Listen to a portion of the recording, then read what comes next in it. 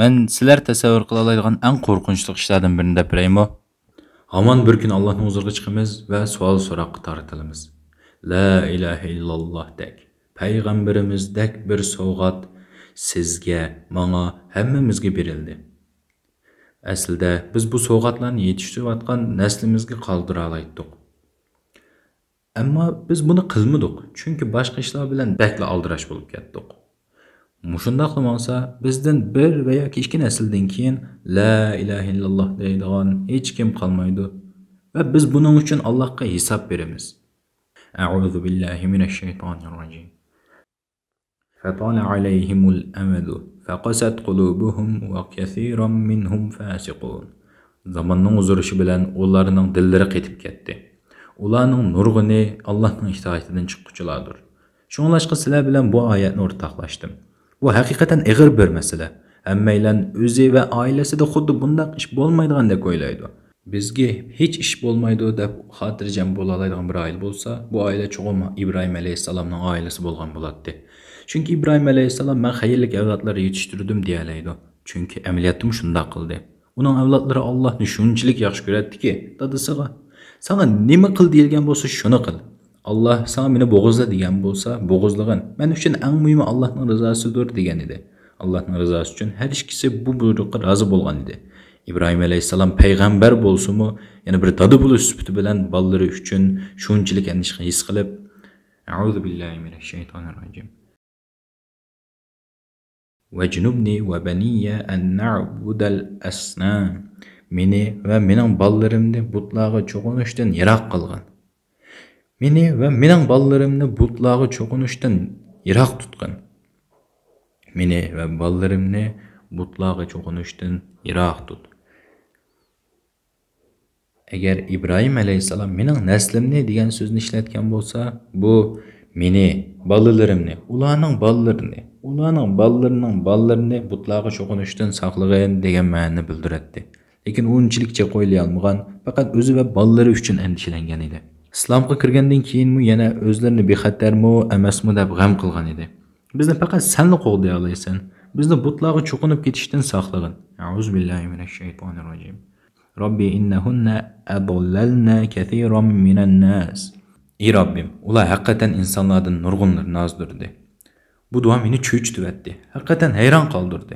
U Ka'bani o'z qo'llari bilan, bolalari bilan birga salgan edi. Qaytib kelganda bo'lsa, bu shahar Alloh va payg'ambarga iymon etganlar bilan to'lib toshgan edi. Lekin u yana andishilandi. Ey Rabbim, meni va bolalarimni butga cho'qinishdan saqlag'in. Bizni uning sharridan saqlag'in. Sizlar bilan o'rtoqlashmoqchi bo'lganim bolalarimiz haqida o'ylaganlarim. Islom faqat ibodat qilishdan iborat emas. Muhimi bu bir ong masalasi. Faqat juma namozini o'qishda yetmaydi. Buni ochiq deyishim kerak. Deganlarim sizning ko'nglingizni yarim qilishi mumkin. Lekin ko'nglingizni yarim qilishim sizning uyg'onishingizga sabab bo'lsa, undaq demayli. O'zingiz va oilangiz uchun. Bu hammalarning masalasidir. Islomdan shubhalangan har bir bola, o'yinlarni Allohning kitobidan bakrak muhim ko'radigan har bir bola hammamizning o'rtaq yo'qitishidir. Sizlarga butlarga munosabatlik azroq gap qilib beray. Ibrohim alayhissalom butlarga cho'qinib qilishdan andisha qiladi. Lekin bizning bunday bir andishimiz yo'q. Chunki atrofimizda haykal yo'q, krist belgisi degandek narsalar yo'q. Bolalarimizni butga cho'qinib qilishidan ansirmaymiz. Lekin hozir nimalarning but ekanligini bilmaymiz. Bularni bilishimiz kerak. Har naslning o'ziga xos butlari bor. Har naslning o'ziga oid butlari bor. Hozirgi butlar bo'lsa, har ast but degan biz cho'qinadigan bir narsaga, umidlarimizni bog'lagan va har vaqt aqlimizdan chiqmaydigan narsalarga, qalbimizdagi Allohning yerini tortib olgan barliq narsalarga deyildi. Mana bular butdir. Biz yashayotgan bu davrda texnologiya osonla but bo'la oladi. Hozir pul ba'zi insonlarning cho'qinadigan butidir. Faqat pul, tashqi qiyofati va aqlli telefonlarla ularning muhim bildigan narsalaridir. Ajgi bora olmadim deb yig'laydigan odamlar bor edi. Hozir bo'lsa iPhone 7 Plus ola olmaganlik uchun yig'laydiganlar bor. Alg'usi bor kompyuter o'yin ola olmaganlik uchun o'zini yo'qotib qo'ydiganlar bor. Menda PlayStation 3 bor, lekin nimishqa PlayStation 4 yo'q degandek. Bolalarimiz mushundoq ishlar uchun ho'ng yig'laydi. Biz zada nima ish qilyapmiz?